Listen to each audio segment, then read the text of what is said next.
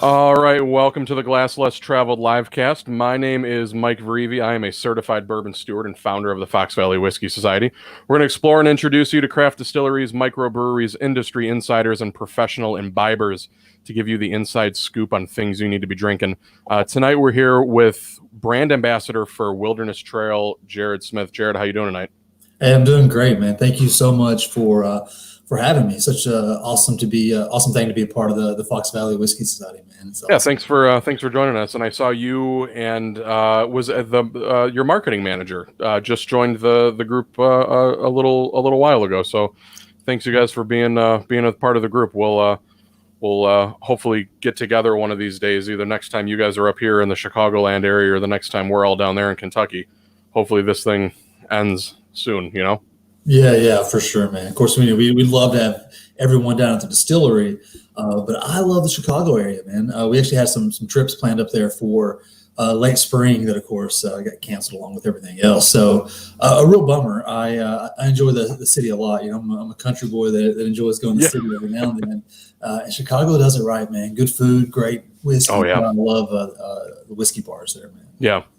It's definitely it's great living here. You know, this close to the city. We're about I'd say about an hour due west of the city of Chicago, which is nice. You know, being kind of that far away, but that close at the same time. So, you know, if we do want to go somewhere, it's just, you know, it's right there, and it has everything. You know, it's got Delilah's, which is one of the, if not the biggest bourbon bar in the state.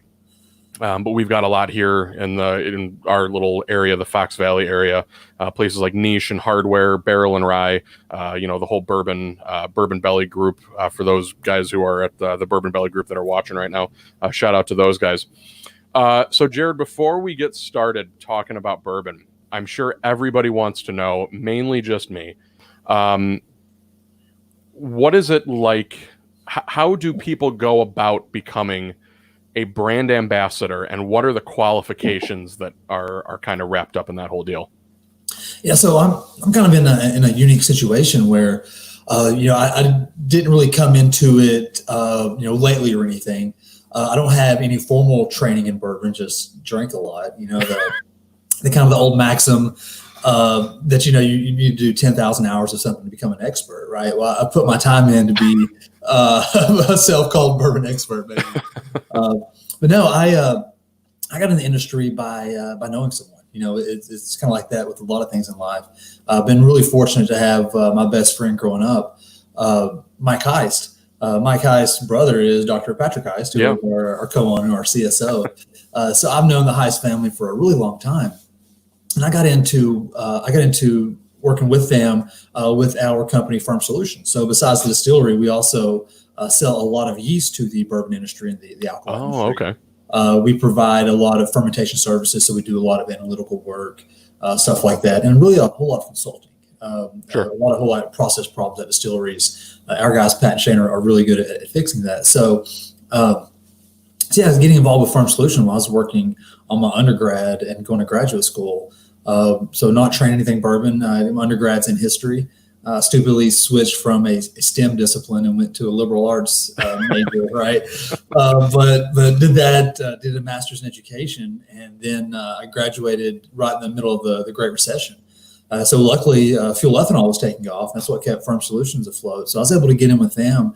And being a longtime bourbon drinker, you know, that's what we talked about during our breaks. You know, Pat and Shane are now and always been, you know, hands-on with the company. So, you know, we're out there working together, shoulder to shoulder. And, you know, on breaks, I get to hear stories about Shane's grandma that worked at Stitzel Weller and all this old bourbon he had. Then I got to finally visit his bourbon collection. So really, whenever they started the distillery, they knew my love, my passion for bourbon. You know, I've been pretty hardcore into bourbon since about 97, 98, way before I was probably supposed to be. So they just kind of took a chance on me, and you know, I'm just able to use my self-taught bourbon knowledge. I really have drank a lot over the years. I've been lucky to drink a lot of really, really good bourbons with a lot of legends in the industry. And then use my education background, you know, to help kind of educate folks not only on Kentucky bourbon, which used to be kind of the thing. You would educate people on bourbon and then your product. Now most people know about bourbon, right? So just use that to educate them on Wilderness Trail, what makes us different and what keeps us in that same, familiar vein of Kentucky bourbon. I know a lot of folks in the industry, my peers, they have, degrees in communication. Some folks don't have any degrees. They work their way up. It might be a bartender that took a really special liking to it, and then with the bourbon boom, was able to get on somewhere. You see one of the best noses, and one of the best palates in bourbon with Jackie Zykan. That way with Old Forester. So there's really not one way to get in it. The great thing now, though, is maybe there kind of is a much clearer path with a lot of these 4-year universities. I know a lot of them in up your way, the upper Midwest, and now here Kentucky's getting on the same train, are offering degrees in distilling science, in fermentation science and stuff like that. So there are those ways with there, but really I just encourage anybody just to start drinking, start talking bourbon, start joining groups like Fox Valley. Yeah. And then getting with the brands. Brands are always looking for people to promote their product. A lot of that stuff will come maybe as unpaid to get some free swag or something, but that does lead into jobs. I see that a lot right now in the industry. So have you been with Wilderness Trail since the beginning, or did they take you on kind of after they got rolling? So I was employee number 2 at Wilderness Trail, not counting Pat and Shane there. So there's our head distiller, Mike, the guy I mentioned earlier, my best friend. He was employee number 1. He moved over from Firm Solutions. I had left Firm Solutions when I finished my degree and started teaching high school for a while. I never got tenure anywhere. This is more long-term sub stuff. So when they opened, they knew they were going to open Wilderness Trail. I believe we got our DSP in February of 2013. They brought me on kind of unofficially that summer, and then officially September. So we launched officially December 1st. Yeah, so that was a couple months before there. But really, I'd been there with the whole team before because I was just kind of the only other addition when the distillery started. Sure. We didn't have any extra help, which is really crazy to think about that now. As we're producing about 70,000 barrels a year. We first started up, it was about 3 barrels a week, and that wasn't every week. So we've definitely come up on that. So yeah, I've been with them a while, man. It's been a great ride, and I hope it keeps going. So, when we talk about Wilderness Trail, one of the things that I think sets them apart is obviously the scientific aspect. Shane and Pat have a history of distilling behind them, having founded a consulting company back in 2006 where they worked with many large name distilleries on subjects like mash bills, yeast strains, bacterial contamination, and grain quality, to name a few. And Shane actually describes Wilderness Trail as a collective optimization of hundreds of distilleries from around the world. Talk to us about how that experience and how their experience helped Wilderness Trail become so well known and so respected in the distilling community. Yeah, great question. We kind of like to say, we learned how to distill by not how to distill. So before we were doing it our own, we were working with DSPs all over the country. Kind of back up a little bit to when Firm Solutions was started. Our main customer was fuel ethanol. And those guys work on a scale that would make Jim Beam or Jack Daniels, feel very humble. Some of those folks are going through, 5,000 and 6,000 acres of corn per day. So they're turning over fermentations fast, and they're having high volume fermentations. So helping those folks with their problems was really the way that we really kind of started cutting our knife blade. Those guys, they really need tenths of percent when you're talking about improvements. Fuel ethanol is sold for pennies a gallon versus if you're doing a good job with bourbon, it might be hundreds of dollars a gallon you're getting from it. So if you can save, 0.1%, that might, be the viability of that company that year. So we really, really worked hard in those fermentations, help develop some new processes, help bring back some old processes that people kind of quit using that worked better. So doing that really helped us get that skill set. Then when the bourbon boom happened, we were well positioned being in Danville. We're 30 minutes from 3/4 of the industry and an hour from the rest. So that really helped us, get ingrained there. Those guys saw initially on in the bourbon boom that maybe they could spend a little bit of money with Firm Solutions and increase production, not change anything with their story or their process. and be able to get a bit more money that way versus spending millions on a capital project before they knew the bourbon boom was going to be sustainable. So I can't really name names, but we've worked with most of the major names in the industry. So learning from their mistakes, learning from how not to do things that way.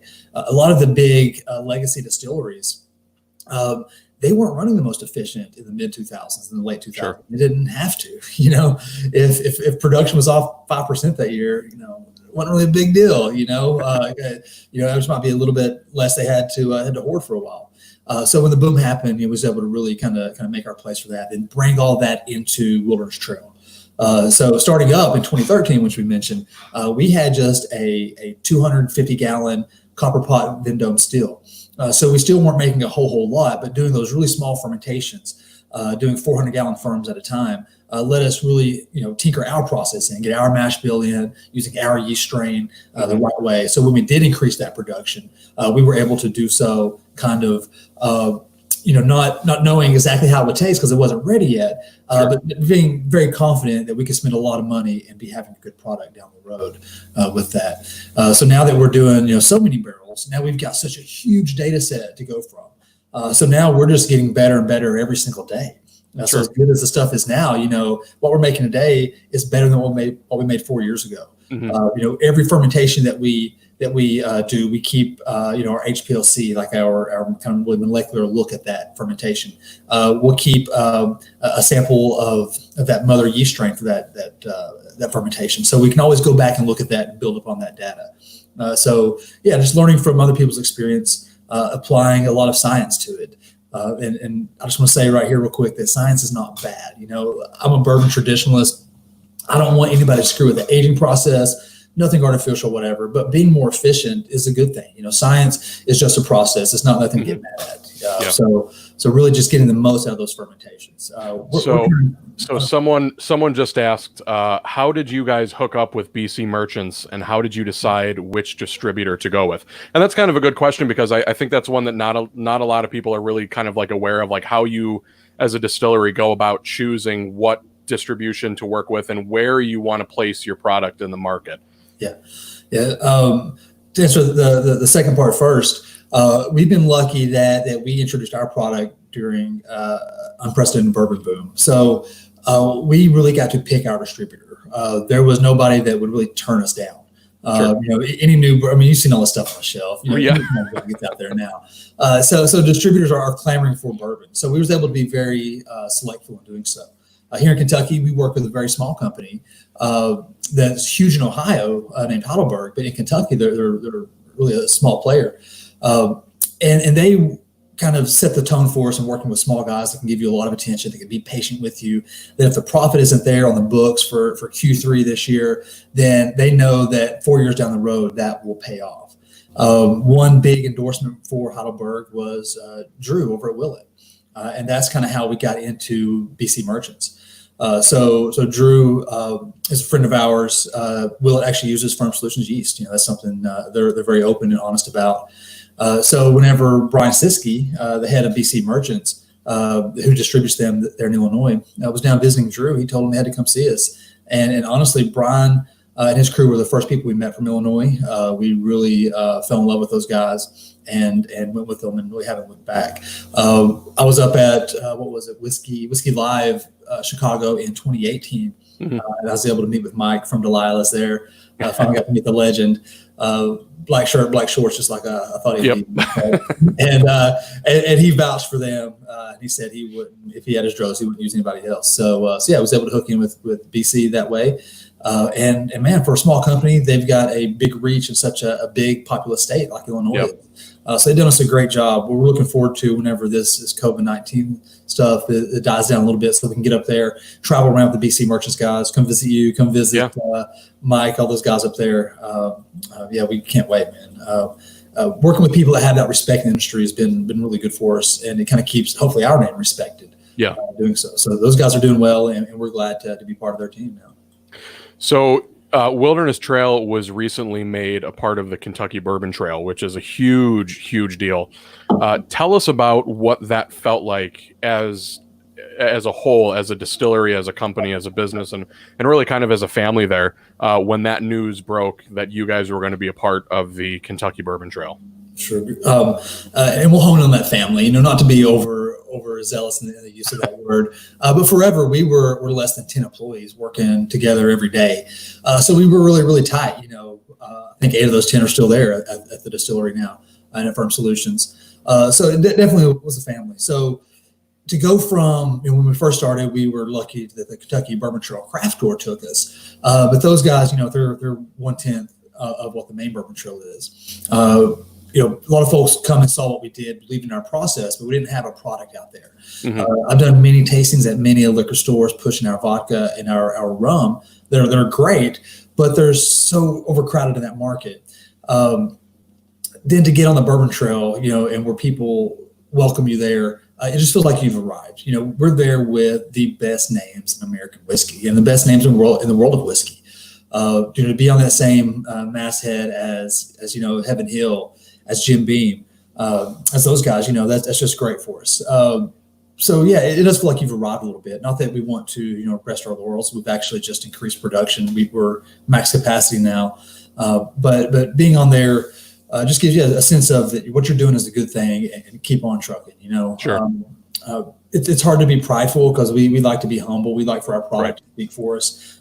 We don't brag in our advertisements. We don't put anybody down like that. So yeah, it's a good validation that we were welcomed on there. Now that when you say Wilderness Trail, you say Kentucky Bourbon, and that's, in my opinion, the best in the world. Yeah. So on April 28th of 2018, Wilderness Trail released its first bourbon, a 4-year bottled and bond single barrel expression that was put into barrels back in 2014. Tell us what that was like to release that first whiskey, even though you guys already had the Blue Heron vodka and the rum. But what was it like to release that first bourbon to the market after waiting for so long? Yeah, well, like if being on the Bourbon Trail was feeling arrived, having that bourbon come out was like, opening your eyes for the first time. You know what I mean? It felt so good to have it out there, to actually have a line of people waiting to get your product. That was really cool.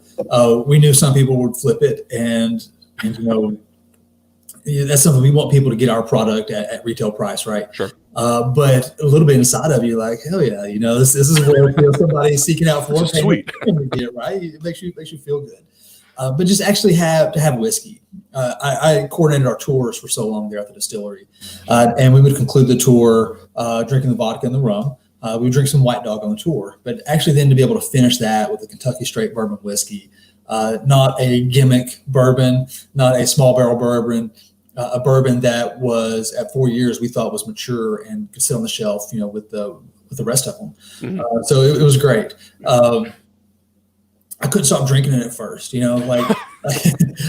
didn't get a whole lot of, pre-production bourbon because we didn't make a whole lot in the beginning. That barrel a day still, what we made in those first couple of years, just wasn't a whole lot out there. So we didn't really get to keep a whole lot for ourselves. So yeah, some of those things, we're making whiskey by the barrel, but buying it back by the bottle.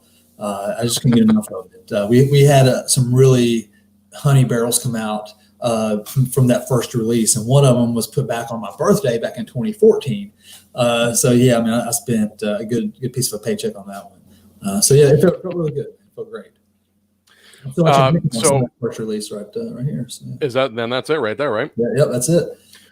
So you have Wilderness Trail has another. There's the rye, the single barrel, and the small batch.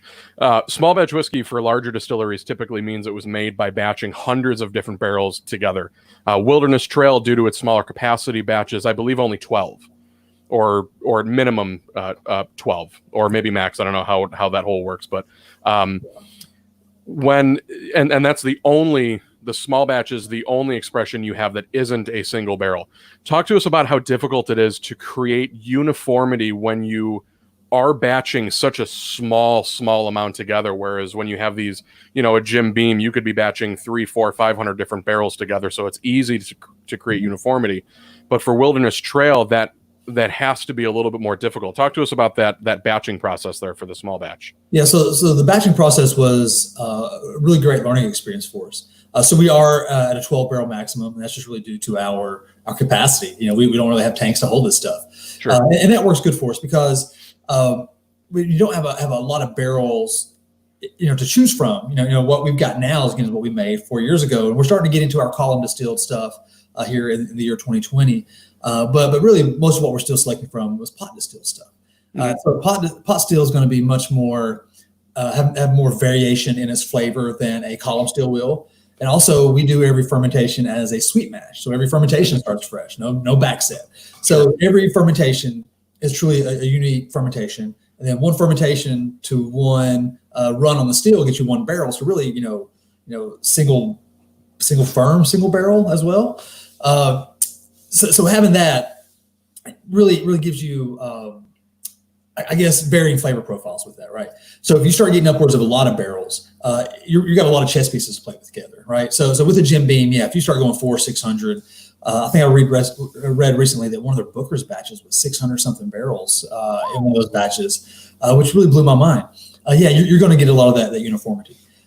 Coming in on those 12 barrels, you might have more of that variation. So really putting those together, finding out what flavors do pair well with each other. It's not like you can take 5 or 12 awesome barrels, put it together and get this super batch. You might take 5 awesome barrels and put them together and get a really crappy batch. It's been fun trying to find what flavors do mingle together.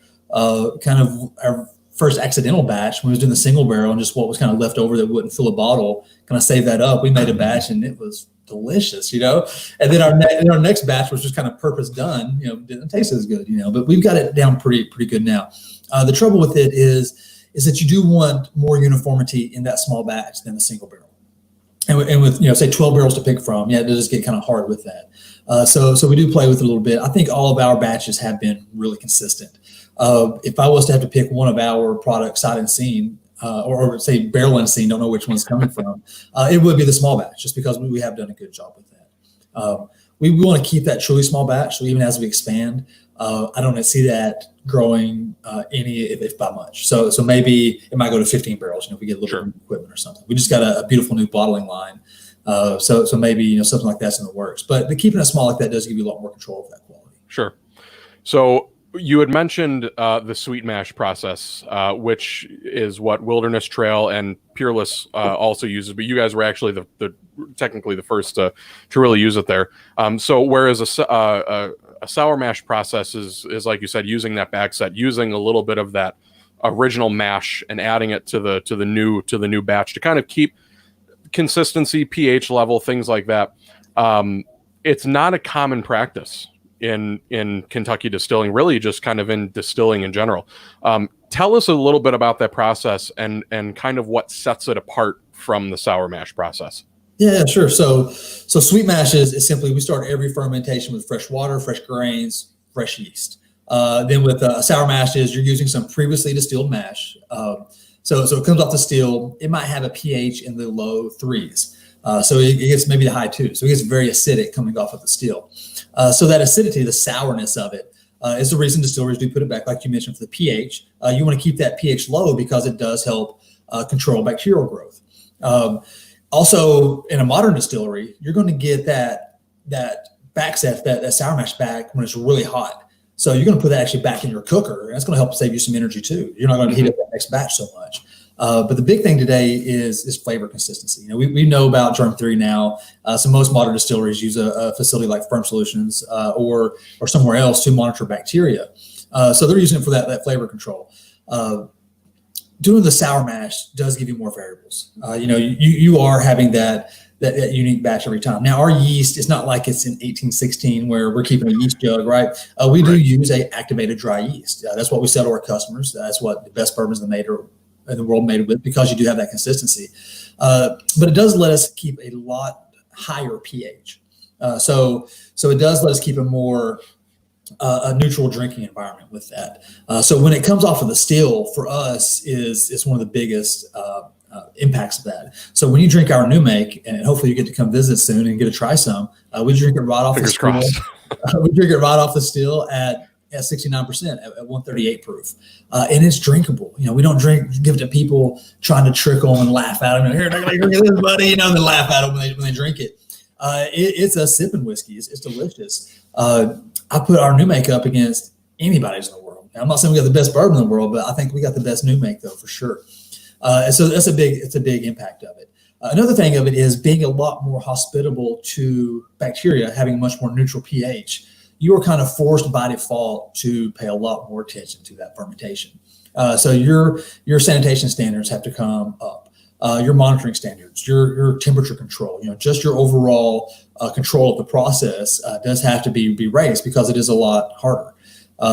So doing that not only we think gives us a better product, especially at a younger age, because we're coming off the still much cleaner.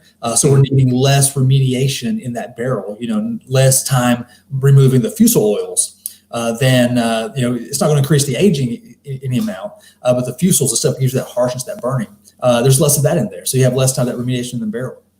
So we think sweet mash definitely does give us a better flavor with it. And it's kind of as a nice bonus, it's a great a proof of concept of what Firm Solutions does. We make what we think is some of the best whiskey around. We do it one of the hardest ways around, and we do it at a consistently high level, and we've got the data to prove it. And if you want your whiskey to taste good at your distillery, well, use Firm Solutions because that's what we do. So it helps with that too. But really though, the sweet mash is really good. Corky, the guys at Peerless, they saw that early on. We actually helped them kind of get their sweet mash process going on before we even had ours. So kind of go back to one of your earlier questions. Our smaller column still, the 18-inch column, it's basically the same thing that Peerless has. So we was able to help them get their process going up first. Get kind of data, learn information from that install. So when we did our first column install, I was able to go much more smoother because we kind of had that experience helping another distillery out. Sure. So one of the things that Wilderness Trail kind of prides itself on is its low entry proof into the barrel. What effect, for those that don't know, what effect does that have on the whiskey itself once it comes out of the barrel?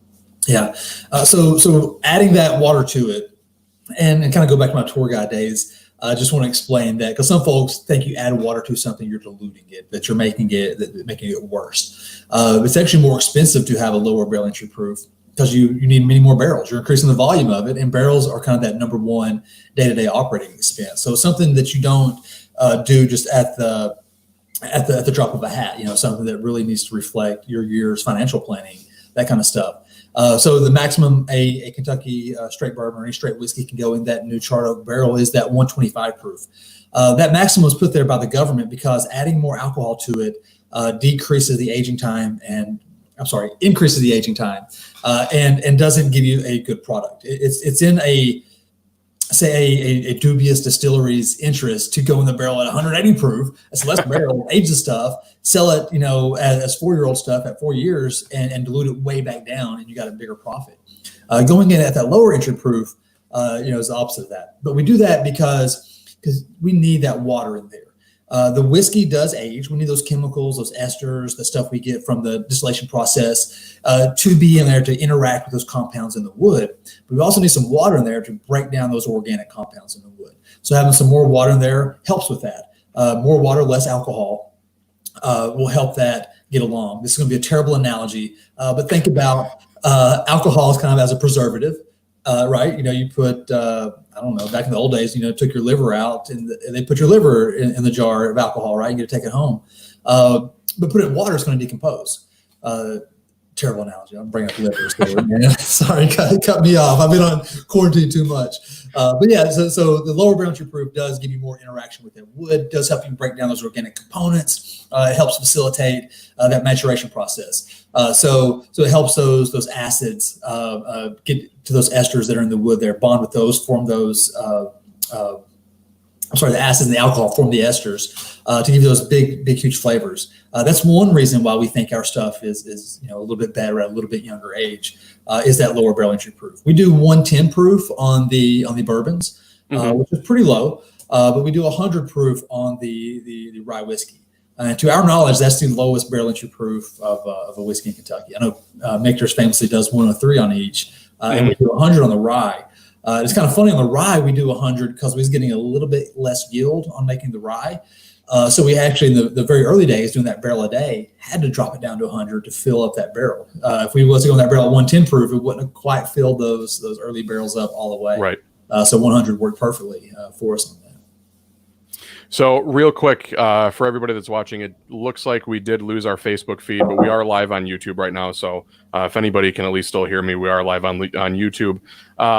So aside from the biochemical and microbiological science that is employed by Shane and Pat, Wilderness Trail also utilizes some interesting heating and cleaning methods that actually awarded you Kentucky Manufacturer of the Year back in 2016. Yeah. Talk to us about some of that technology and that's used at Wilderness Trail and how that really kind of sets you apart from some of the other distilleries. Yeah, thank you, man. Because I am a tree hugging environmentalist. Okay, I am. Not everybody at the distillery will be that way, but it's something that Shane's pretty much the architect behind the distillery. Shane is a mechanical engineer by training before he got into the fermentation industry. So him designing the distillery, that kind of stuff, the cooling heating processes was really his pet project. Luckily, we're able to get our heating from natural gas to start off. Natural gas here in central Kentucky is awesome because this has been a coal state for so long.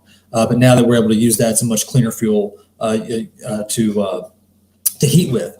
So that does heat our boilers, which our boilers are Danville made. So using a local boiler company, Sellers Manufacturing. They're what we call clean steam. So we were the first distillery in the world to have this technology. And long story short, on a boiler, you need to add chemicals to your water to prevent scale and build up in your pipes. As you boil the water off, those minerals in the water will scale up and ruin things. Using this new technology, we're able to just burn straight municipal city water through it.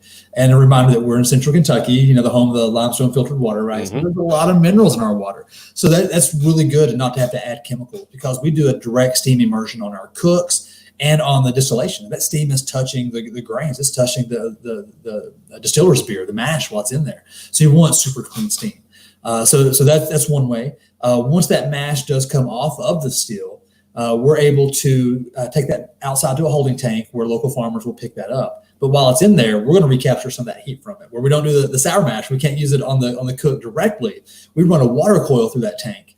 And then we'll heat that water up to maybe 160 degrees. So we're not having to spend that fossil fuel, that natural gas, to do so with it. And then a good thing about being in rural Kentucky is that we've got a lot of heads of cattle and a lot of hogs here. So all of our mash does go off to local farmers. Mm-hmm. So it's getting used in a really good complete cycle with that. And there's some things that are inevitable. Whenever you're building rick houses, it takes a lot of wood. Because all the rick houses, all the interior structure of that is just a lattice work of oak. Mm-hmm. But it is oak. It's not pine. We want oak because that's what the barrels are made out of. So as that wood ages, right, the barrels doesn't suck in those terpenes and stuff from the pines. But also oak's going to last a long time. So we're talking about, hopefully 150 to 200 years out of that construction. Our equipment, like the copper, the stainless steel, all that stuff's 100% recyclable. The great thing about being a liquor place is glass. Glass is 100% recyclable. So it's kind of going above and beyond your question, but we really take all that to heart because we have our distilleries on a farm. There's cattle across the street that are fed from our mash, so we kind of see that direct impact. We've got fish in our pond. That runoff comes from the parking lot. If old Gomer from down the street comes there with his truck leaking a bunch of oil, man, we don't want that. So we do look out for that, and we did take that into consideration in building a distillery. So Andrew Meyer, hi Andrew, thanks for tuning in again. He has a question here. Kentucky just passed HB 400, changing the rules of shipping, and he says hopefully more states follow this. Is Wilderness Trail planning any new strategies because of this change and because of the whole COVID-19 pandemic? Sort of. So nothing with COVID that hasn't changed any of our long-term strategies with this. We want people to have choices, and direct shipping opens up a lot of choices, right? So that's great. We fully support that. We want people that we're not available in their state to be able to order from us. We don't think that it competes too much with local liquor stores because shipping becomes prohibitive with that. So it's something that we're definitely looking forward to. We won't really make available, let's say, our special releases, that kind of stuff by shipping. Sure. We just don't think that's fair. And ultimately, we want people to come to the distillery. It's not about you come to the distillery to take a tour. we don't care about that $10. We want you to come to the distillery to see how we do things, to fall in love with our process. So shipping overall, we think is good. I do not think that there's going to be underage kids abusing it. Of course, there will be, but underage kids abuse the liquor stores right now. No system is perfect. We did when we were young. Right, totally, man, totally. I grew up in a dry county, and you could get beer and liquor all day long. So it's going to get abused. We think that the shipping will definitely make it cost prohibitive.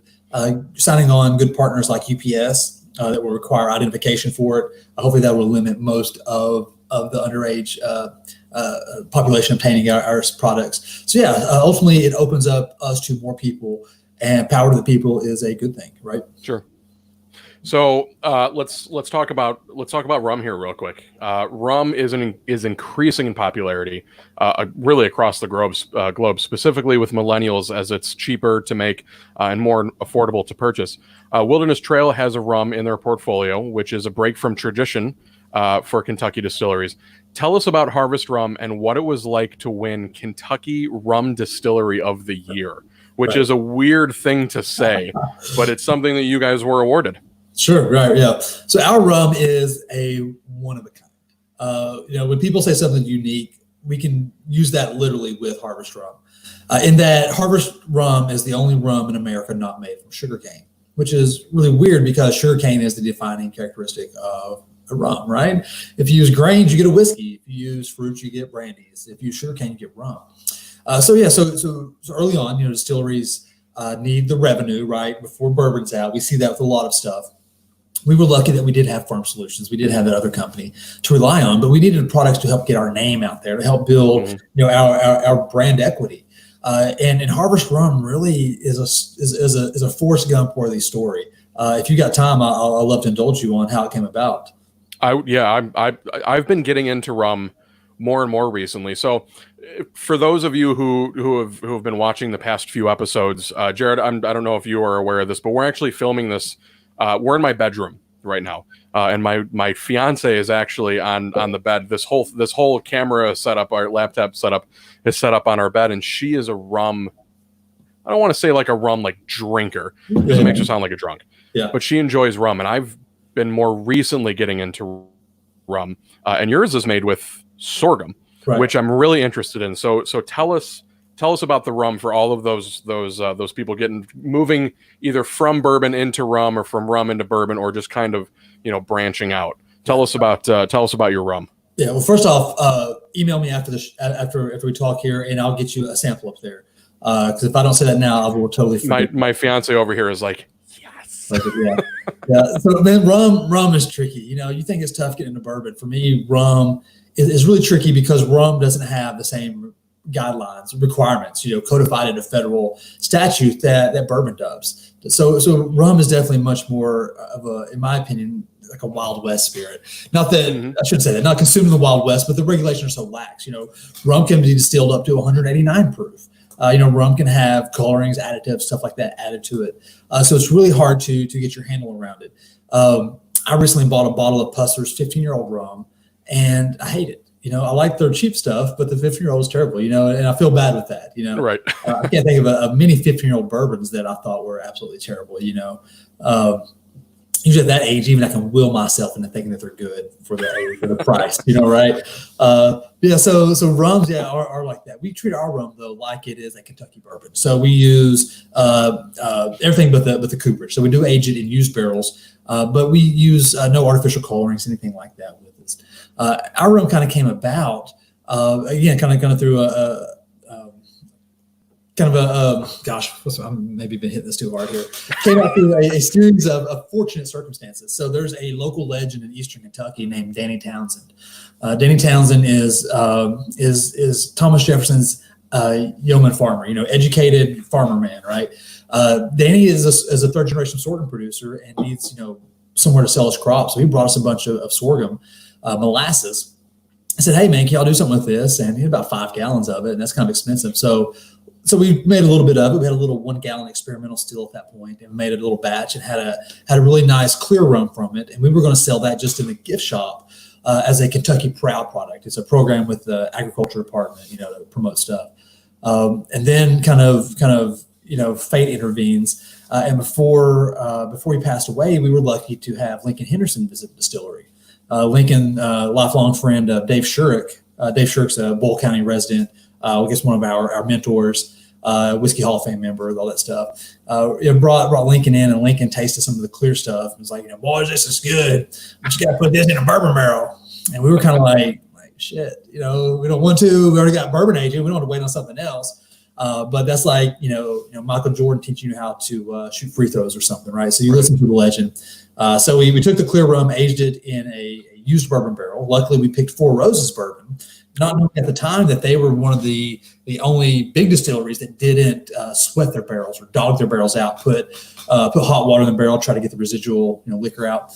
So aging those in those wonderful Four Roses barrels really gave our rum a wonderful, unique taste. It kind of has that good grassy sweetness of a young rum, but takes on that char and that oak of a bourbon. And something you really don't get in a lot of rums, because a lot of rums are aged in many times used cooperage. It might be aged in a 10 times used bourbon barrel at that point. So you're not getting a lot of that oak flavor impacted.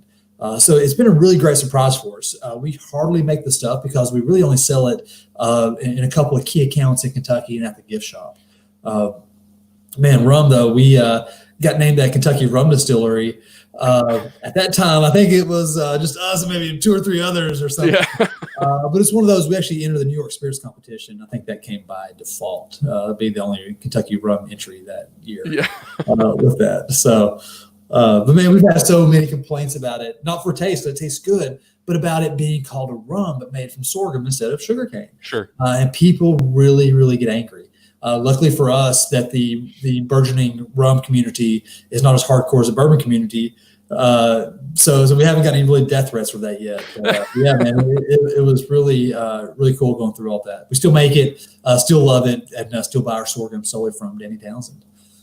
So regarding the awards that you guys have won, it's no secret that all distilleries obviously want to win an award for a product they make. Wilderness Trail has won several over the years for different products in your portfolio, including 3 gold medals for your Blue Heron vodka, which it won at the San Francisco World Spirits Competition. Tell us about what it was like to win that first award for anything that Wilderness Trail makes. Yeah, so that first award, we got, having it as a peer reviewed award, not having it just kind of where you pay money and everybody gets an award, so it was actual winners and losers. It was really awesome. I can remember we actually got that first award. Our very, very first gold was in Seattle in 2014 on our vodka. And I remember it was 11 o'clock, Pacific time. But I was texting everybody back home in Kentucky on Eastern time, probably 3 a.m. there, that we won, so proud of that. Still are, those are still hanging in our visitor center. We're proud of every accolade that we get, no matter how small or how large. That means that somebody drank our stuff and somebody liked it, and for us, that's important. So whether it's winning I think we got one of our biggest, a platinum. I don't know if there's any like something more rare than a platinum we can get. Yeah. Maybe a toilet paper award's pretty rare now, right? What was Captain America's shield made out of? Like adamantium or something? Yeah, something like that. Yeah, man. That'd be the next level. But yeah, that's awesome for us. But it feels just as good as when you're hanging out at the bar and somebody doesn't really know you work at Wilderness Trail, might have the hat on backwards or something. So they don't know what the Wilderness Trail. And man, they're like, hey, what are you drinking on? Hey, Wilderness Trail. Oh, I love that stuff, man. They're, that last batch was, gold, whatever. It's great. It's really good when that you hear that individual thing. That's worth more than 1,000, public accolades, I guess. Yeah. So many distilleries make vodka, as it's quick to produce. It doesn't require any aging, but your vodka is kind of special in the world of vodkas. Tell us about Blue Heron vodka and its bourbon influence. Yeah, so our vodka is actually made from our wheated bourbon mash bill. And vodka is, if you're set up to make vodka, it's the easiest spirit to make because it doesn't really require any aging or anything like that. I shouldn't say to make, to distribute, right? Actually, to make it is probably the hardest spirit to make, even if you're set up for it, because all vodka starts off as a neutral spirit that's going to be distilled to 190 proof, right? And you get that diminishing return on distillation. So the higher proof you get, the harder it is to get there. I think Buffalo Trace famously has that bottle of vodka out. Their Clix, CLIX, which is Roman numerals for like 149 or 249 or something, right? That was actually how many times it had to be pot distilled to reach that high proof. Really? What that equated to, yeah. Fun fact. Right, man. I mean, I've had that dude every day. I'd hate to be the guy in charge of that. Going back to the still, doing the same thing. Yes, on that pot still, that took a long time. So we actually still make our vodka on a pot still. Now it's the pot still, and it does have 2 columns off to the side, but it takes us about 24 solid hours to make a batch of vodka. And not a big batch, we'll get maybe, 200 gallons off that batch. So it does make it hard, but where we can really fine tune that in on our pot still, so it's not made on a big column. So we are controlling the heat, specifically that kind of stuff. We can really, really dial our vodka in. And what that results in is an unfiltered vodka. And I haven't done the homework in a while, but as of a couple of years ago, we were one of only 4 unfiltered vodkas in America. And that's really hard to beat because vodka being that unaged, unadulterated product, just basically alcohol and water, there's really easy to pick up faults in it. If you have a small fault in your vodka with nothing else to hide that, it's really, really going to show. So most vodkas are heavily filtered. That's kind of the secret of vodka is the filtration of it. It doesn't matter how many times it's distilled. That is all a marketing gimmick. No distillery will distill it more times than needed. And if it takes 7 or if it takes 42, that's right. all it's going to be. Actually, the maximum you can distill to is about 193. You can't get above that on any kind of mechanical distillation. So you hit that 190 proof, then it's really about the filtration. Your vodka that wins the gold medal and your rock good vodka is probably the same juice. One's filtered 3 times, one's filtered 30 times. Sure. So where we do ours unfiltered, there's really no room for error. So for us, that's just a nice way to say, hey, we do have a skill set. Here it is, and that's what I wanted to show off before. We had the bourbon out. If we can make vodka taste like this without filtering, wait till our bourbon comes out, and it does still have a little flavor in it. Which until recently, the last revision in the federal statute, that vodka was supposed to be devoid of any characteristic, flavor or smell. And in ours it kind of wasn't though. It's like we didn't add anything, but we didn't filter that out, so we didn't need to. Sure. So it's really a sweet, nice tasting vodka, man. It's really, really delicious. You should sample that too. Yeah, right? Send me a little one of those. I'll sample that too.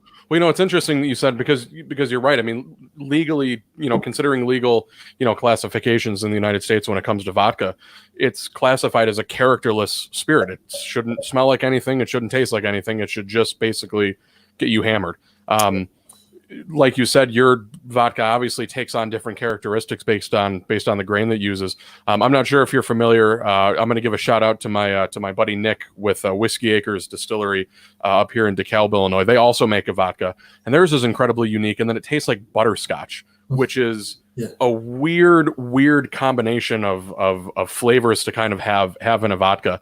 But it's one of those. It's no offense, Nick, but it's not my favorite to drink in a cocktail, but I will drink it neat because it's just such a unique product. And it's great, to see down in Kentucky. Obviously you guys have this huge bourbon heritage and obviously, want to create more bourbon and, but to create a vodka, especially one that's winning awards and is so unique, having that bourbon background is really incredible. But let's go back to the bourbon.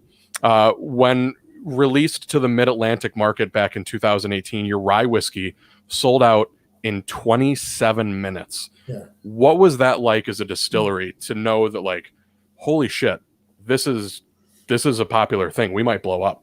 Right. Yeah. So immediately you think, hey, we should have made more rye. Right. That's what, everybody thinks in that situation. But yeah, hitting there in the mid-Atlantic was big for us. Now, ultimately, Kentucky is what matters. We're a big size, medium sized distillery now that needs all 50 states to buy our products. But we kind of look to Kentucky for I guess our utmost validation. But the Mid Atlantic though has a really, really nice whiskey market. You've got a very affluent area, a very multicultural area that brings a lot of different tastes and flavors in there. So being accepted there has been really, really awesome. We were lucky, we have been lucky throughout our distillery's history to be involved with some really good people, and the Mid Atlantic is no exception in that we got hooked up with Bill Thomas of Jack Rose. So getting hooked up with Bill really kind of, again, give us more of those bona fides in other people's eyes. Hey, this guy, the Dusty King is likes these guys. There must be something to them. So having Jack Rose there as kind of our flagship bar and store was great for us. And then we had a really good distributing company there. Someone that would be pretty much the equivalent of Brian Siskey at BC Merchants there. His counterpart over in Maryland would be Prestige La Detroit Spirits. And they do a really, really good job. Being there, then being in some of the key stores, like being there in Prav's store on DuPont Wine Merchants, that's big. He's a big proponent of us too. So having those folks, having folks in the heart of rye, let me add there. Here I am, sitting in my privileged chair in the heart of bourbon, but must tip my hat to the Mid Atlantic, because that's where rye comes from. Those Maryland ryes, those Pikesville ryes, right? Yeah. Pennsylvania, Maryland area, historically. Pennsylvania, right? So having that market historically, rye drinkers accept us. It was really awesome. Yeah, actually, I'm drinking our rye right now. Of course, our rye is all single barrel and barrel strength, so it's 113 proof. So I actually gained 1.5% in that barrel. Yeah. So you had mentioned Jack Rose, and it's funny because that's actually, so I have my phone up here with all these, these questions, and, I do a little bit of research and, but before with these interviews, on March 25th of 2018, Jack Rose Dining Saloon over there in Washington, D.C. hosted a release party for the debut of your rye and your wheated bourbon. Tell us about that relationship with Jack Rose Dining Saloon and Wilderness Trail, and kind of how that started and how it blossomed into this great partnership. Yeah, started with Drew Colsbean at Willett. Back to Drew. Drew, I guess has kind of been the hinge of a lot of relationships that we've been able to build and develop. So of course Willett, needs no introduction, explanation.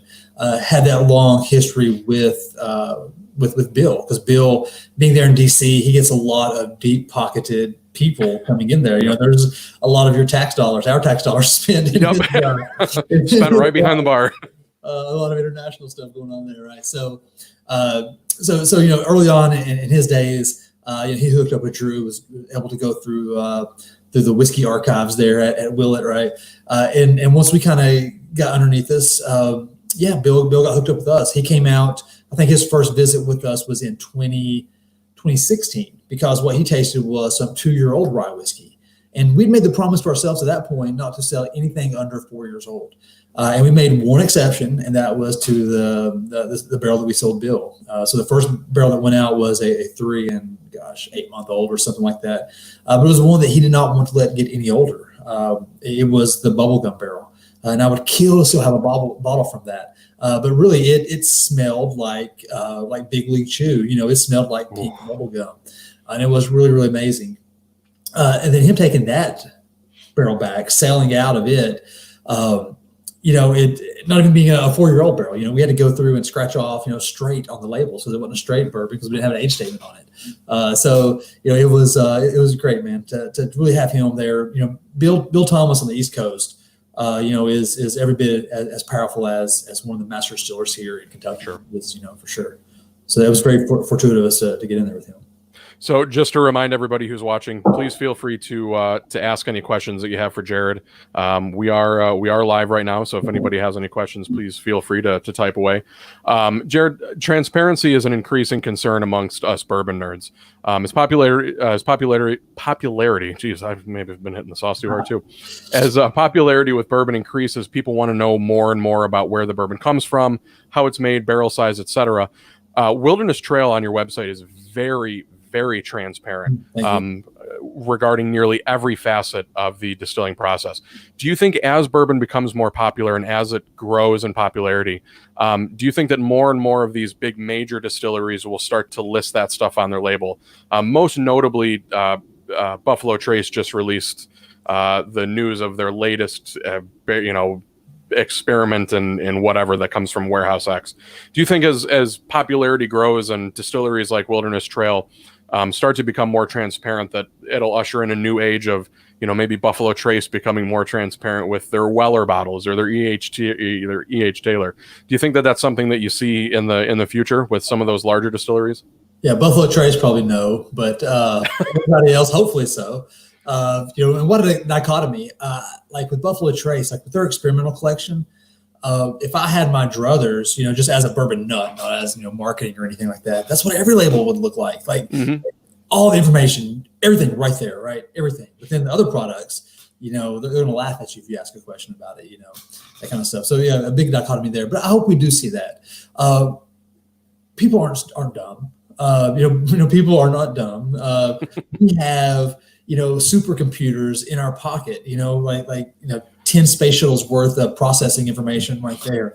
So hopefully the informed consumer nowadays does take that time before they part with their well-earned money and does a little research on their product. And hopefully that does pay off. Now, Buffalo Trace, I mean, let's be honest. They can write their own ticket anywhere, anything they want to do. Yeah, that's true. You're right. They can just start selling a black label with just a buffalo on it, nothing else, and it'd be allocated. But the other folks, so I think, are seeing the value of it. Like you see Evan Williams, they're not so much on Evan Williams being the first distiller in Kentucky anymore. You don't hear about that a lot. You don't hear about Elijah Craig being the first guy to make bourbon anymore. Yeah. It's just kind of farcical nowadays. You don't see the grand stories on the back of the bottle, which is kind of a shame, gosh, I love reading the back of a 10-year-old old Rip Van Winkle, man. Like that little thing talking about 10 years of sleep in the wood, man. It makes me want to cry every time. But yeah, hopefully we do see that. Wilderness Trail, we want to be transparent. We knew that as we came about, there were going to be a lot of other distilleries popping up, a lot of other brands. Let's not say distilleries on paper, showing up whenever we were released. So we made that decision back in 2013 is to not lie to our customers and just to appreciate the fact that people want to be told the truth. So we never want to get caught in a lie or have to be in a position where our brand has to cover for something or remember some storyline during a tour. So if you make good stuff, that should be your story. And that's what we've kind of harped on. We think we've got a good story, just kind of what's true about us, how we kind of got started, two guys. We're self-funded. No outside capital, growing from a barrel a day to now 70,000 barrels a year.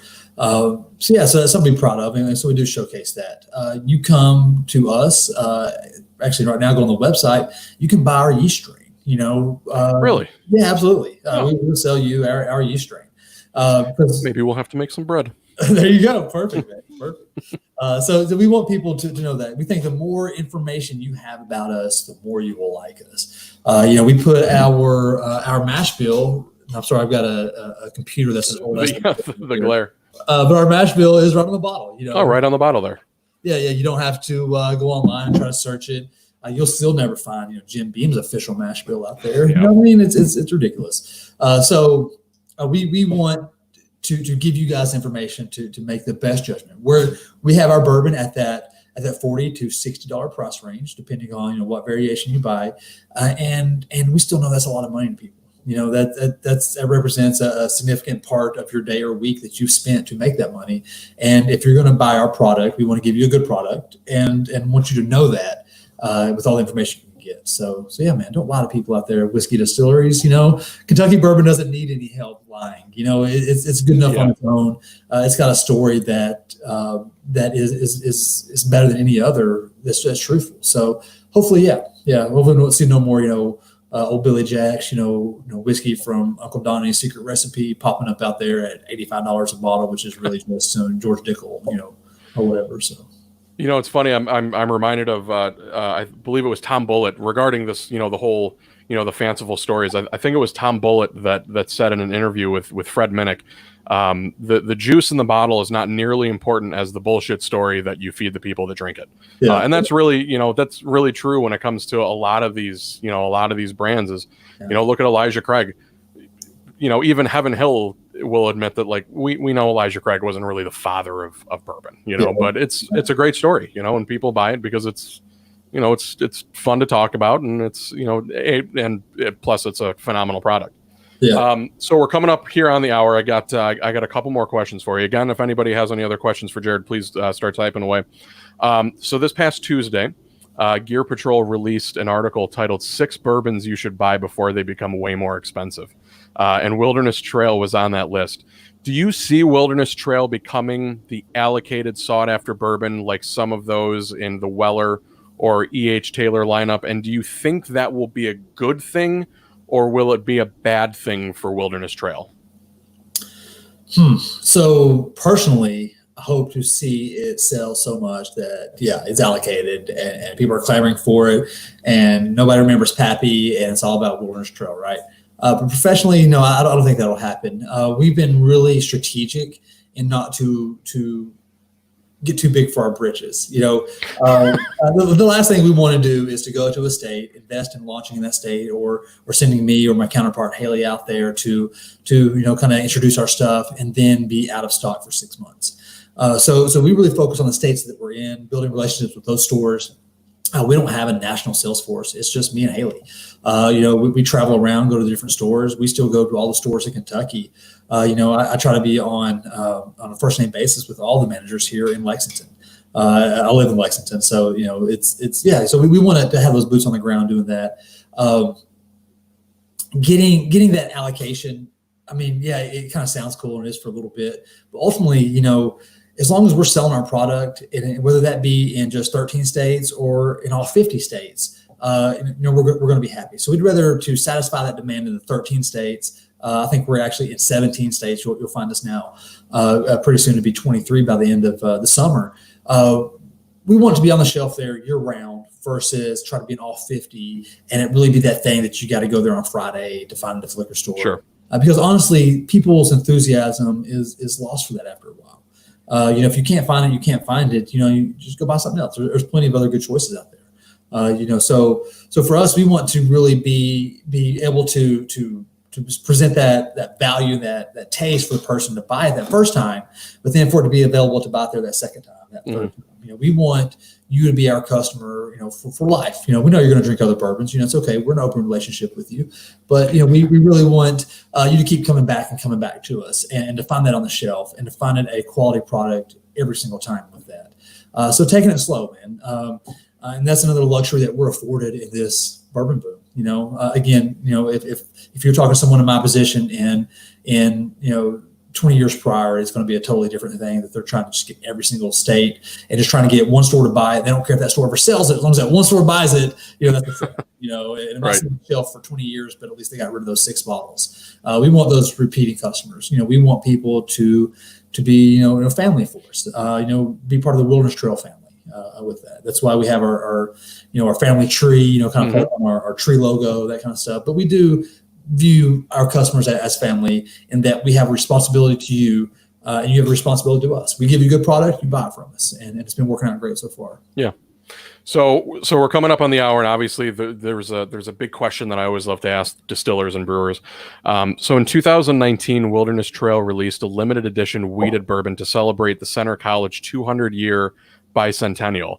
Does Wilderness Trail have any other limited release bottles in the works that we should be anticipating? Yeah, so there'll be a 6-year-old bourbon coming out this year. That will be Kentucky only, just because we couldn't make a lot in the beginning. Again, 6 years ago, we were doing a barrel a day. So that'll come out, but you'll start seeing that trickle out to other places. I'm happy to say tentatively, because I'm not the owner of the company, that that Chicago area, Illinois, will be on the very vanguard of that second wave rolling out. We place huge importance in the Chicago area. We spend a lot of time there, a lot of money there. I say a lot of money, paying me to go to talk to people in bars, but building that market up. We get a lot of visitors from the Chicago area and in southern Wisconsin. So you guys will be on the path for that. We did release late last year, super limited release of a 16-year-old bourbon that we're only going into our 7th year now, but it's a barrel that we bought from Willett as part of the Bourbon Crusaders, doing as part of the whole Fuck Cancer bourbon charity. Right. Oh, you know what? Yeah, and I saw that all over Instagram too. I remember that. Yeah. Yeah, so that is the only whiskey we've ever sourced. So that's the only bottle of Wilderness Trail out there that doesn't say distilled by on that bottle. Something we're really proud of. And we're still proud to have that bottle out there because it raised a lot of money to help some really, really, really good causes. Huge shout out to Mike Hines down in Nashville and the Bourbon Crusaders that put that together. And it's really dear to us. We lost a Wilderness Trail family member last year to cancer. Denise, a young 36 years old, so you might see some more charity bottles coming out this year from us. But really the 6-year would be the big thing, the 6-year weeded. Then hopefully getting into next year, we'll start having some 6-year small batch and 6-year rye. We're not big on barrel finishes. We're not big on a lot of different labels out there. So, we're not say a Heaven Hill type where they might have regional labels and that kind of stuff. We've got our 3 big ones right now. We've got our barrel picks of those. I would say the next thing kind of that's unofficial that I could kind of maybe leak a little bit, talk about out there coming down the pipe, might be a little bit more price conscious rye whiskey. So we have upped our production of rye. We have for the last couple of years. So our rye stocks are looking really, really good. So our goal is to get in our rye, to get our rye in some of the better cocktail restaurants as a well rye. So somewhere be there in that $35 price range, maybe come in at that 96 proof, which will be super exciting, because even 96 proof, that's only 4 proof degrees off of our barrel entry proof. So it's really not watered down, so to speak. Right. It's just a little bit more that we can kind of have it at a little more advantageous price point with it. Sure.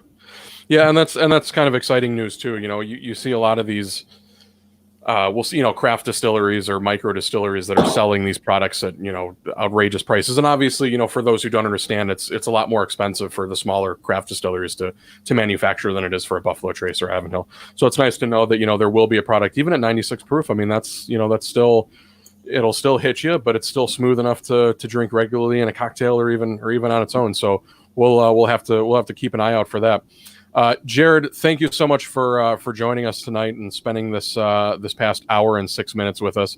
It always seems like it flies by. It always seems like I have way more questions than there is time, but we made it up. We made it up perfectly. Anything else you want to mention to the people out there on the internet? Yeah, sure, man. I'm just hate to see this go. I'm in quarantine. I'm lonely. You guys have been my contact to the outer world. I'm empty. You're empty. Man, I wish I could just throw you a big bird up there and land that. But I will be at the distillery next week. We've been doing, of course, whole work from home, trying to limit our exposure. We're running 3 shifts now, so we're trying our best for no one to get sick. As a business, we of course love our coworkers, but also we've got a lot of whiskey to make. A lot of barrels to fill. So yeah, we're taking that easy. So I'll be down next week to get your bottle of rum to send to you. There you go. Right. So yeah, man. So I'll be able to get out and see some people. So it's been my absolute pleasure. Thank you for Fox Valley for having me, man. This has been awesome. And next time I get to come up there, hoping October. Hopefully things kind of dies down in October. We can start traveling. Stuff on the books. I'd love to go to Delilah's, have a drink with you, man. There you go. I'm all for it. Well, Jarod, thank you so much for joining us. We'll definitely talk to you soon. We're going to log off here. Everybody out there on the internet, we will see you tomorrow with DJO Signs and Such. We're going to be talking bourbon barrels. All right, everybody. Good night.